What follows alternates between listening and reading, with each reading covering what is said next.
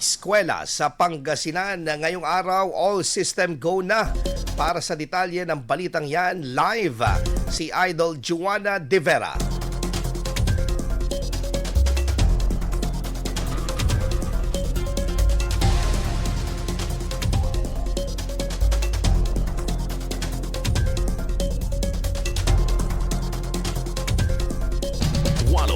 .7 IFM Report. Handa na ang libu-libong mga estudyante sa iba't ibang bayan at lungsod ng Pangasinan para sa opisyal na pagbubukas ng klase ngayong araw, June 8, 2026 para sa school year 2026 to 2027.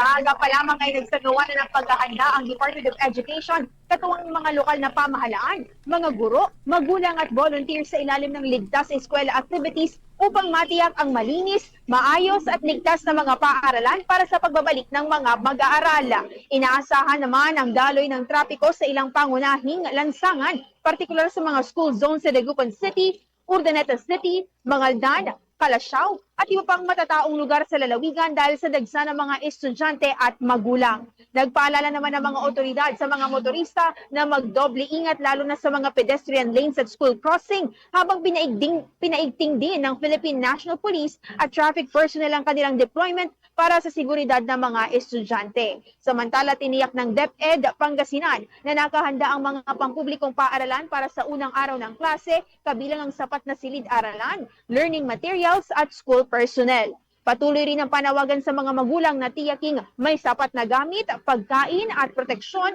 laban sa init at tag-ulan, lalo na ngayon para sa kanilang mga anak ngayong balik eskwela season.